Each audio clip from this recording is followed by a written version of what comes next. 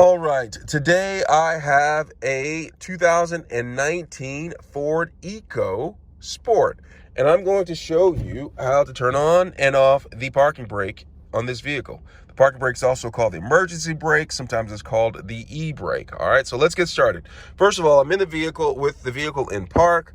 What I tend to do is once I am in the vehicle, I go ahead and press the brake down with my foot. That's just what I do.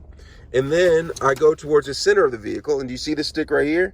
I'm gonna take this, press my thumb down on this button, and pull up all the way on the lever, okay? And when I do so, if you look at the instrument panel, look at that. It says brake right there, all right? Now to release it, I'm gonna have my foot still on the brake, vehicle still in park. I'm gonna come right here, pull up slightly, press the button, and release that. All right, and that's how you turn on and off the parking brake. And you see the light on the instrument panel is gone.